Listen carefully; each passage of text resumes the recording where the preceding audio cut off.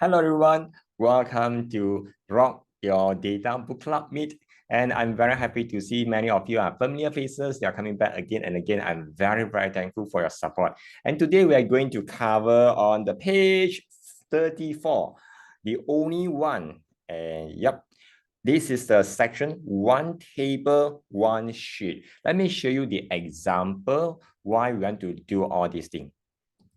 I have sent the file in the chat if you need it, so you can. And for those of you who are watching the recording, the video, the file is available in the download link in the video. Okay, so for here, I have different salesperson or different product. I have Alpha at the bottom. I have Alpha, Bravo, Charlie, Delta, and Echo. So let me show you the data sheet by sheet. Inside Alpha, I have this data, only 3 records. And meanwhile, inside Bravo, I have 3, but different date, different quantity, different supplier, also different location. Charlie has more records. Delta is a bit lesser compared to Charlie. Echo is something similar as well. So therefore, I keep the worksheet tab by tab. So a lot of time people tend to do something like this one because whenever they download the data from somewhere else on them manually key in, it's much more easier for them to go through sheet by sheet. For them, it's much more easier. But that's one problem. When boss want to see the overall quantity, maybe boss want to see what is the product for this for this supplier. Kilo may have supply for this Alpha product. Maybe I want to search Kilo also supply Charlie, and how about Kilo also supply Delta. So it's a bit tricky to go through sheet by sheet. Let me show you how we're able to go through all these things and combine them together using Power Query. So let me close this file, and now I'm going to open a brand new file and I'm going to grab the data from the file just now. So now I want to go to data. Inside data, I'm going towards the left side. You will see something called get data from file from Excel workbook. So let's go to Excel workbook, and you will ask us, where is the file? So let's wait for a while for it to prompt us to select the file.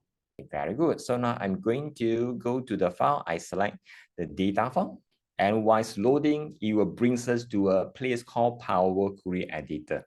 And this is the place we are going to select on individual worksheet. If I want to select one by one, I always need to select in this way. But if I say I select one by one, it will defeating the purpose of combining them together. Because if I select one by one, I have this one, I have 5 worksheets. Maybe in future, I add more new worksheets or new data. I need to come back here and start editing the Power Query. It will be a bit tedious. So therefore, I will recommend you to select the folder on the top. Whenever we select the folder on the top, that means we are going to grab all the worksheets in this file. So let me show you. Click on here. And you will see there has nothing to be preview because the preview is only available for individual worksheet. After that, I click on transform data. And it will go to a place called Power Query Editor. While inside Power Query Editor, you'll notice it shows the worksheet name over here. Yeah, the worksheet name, and some of them you will notice is something called filter database. Filter database, it means in my individual worksheet here, the Alpha, Bravo, Charlie, I have turned on the auto filter. When the auto filter is turned on, it will automatically create something called filter database. So it means if let's say I have filtered certain data and I saved, so that means the filter database will only showing the data I have filtered only. So in this situation, I want to grab everything. So therefore, I want to select the kind, only select the sheet. The define name, I don't want all these things. So therefore, I need to go to filter, make sure you click on this one, and then unselect define name. So let me do this, click on this part and choose define name and press OK. You notice I only keeping the worksheet data. Okay, very good. Because I want to keep the name and the data here, and I do not need to have the remaining one. So therefore, I select the first worksheet, first column, and holding down the control key and click the next one. and right click, I want to remove others columns. So only keeping these two columns. Yep, so once it's done, so the data is inside here. I want to expand everything for this individual worksheet. So therefore, I want to click on expand. Whenever I expand, it will show you what are the columns available. So I do not want to use the column prefix. So I want to call column 1, 2, 3, 4. And I can just press OK. You'll notice they are expanded to individual worksheet.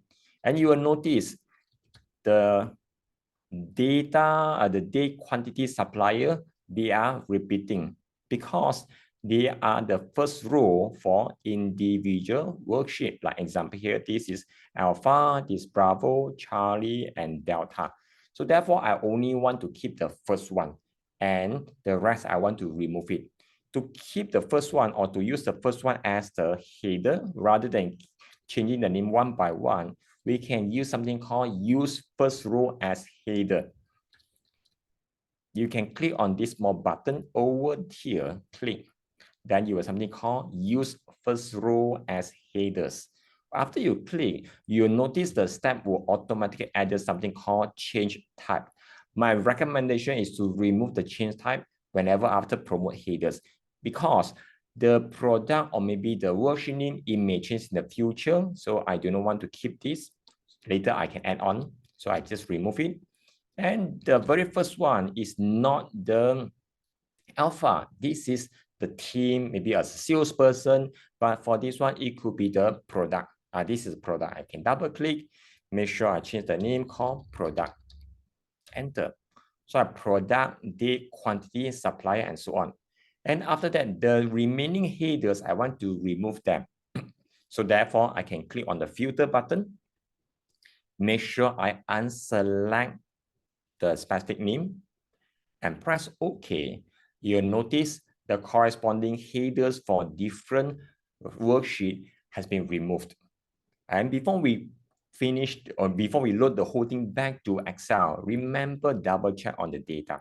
Here, whenever you say ABC 1, 2, 3, it means alphanumeric. They are not a specific data type we are looking for. It's a too general. So I want to do some correction on the data type. So to do so, I will just right click on the header. You will see something called change type. Change type, I want to change to date. So let me zoom up, change to date. And this is changing to change type. And I want to change to whole number. And the text is not necessary. Example here, supplier location is okay to remain as alphanumeric. If you prefer to be very precise, you can change them to text as well. So it's okay for me because the supplier and location is okay to mix between alphabet and number. So now I have a date and quantity. These are the two columns. I want to make sure they are using correct data type. So after I've done all these things, I want to bring the data back to Excel. So I can go to Home. On the top left corner, you will see something called Close and Load. Now I can click Close and Load. It will bring the whole data inside the preview back to Excel. And ta-da! So I have the data here.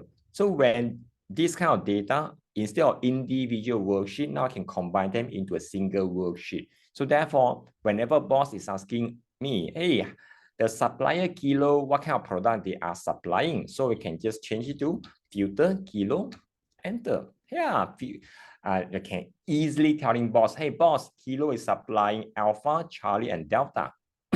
If boss want to do further analysis, I can choose pivot table to analyze differently. So this is the reason why we want to keep all the data in a single worksheet so that it's easier for the future changes or future analysis. I hope this one gives you some idea how you're able to leverage on the book called R.O.C.K Your Data, so that you're able to make friends with your data and then you can turn the good data into your success stories.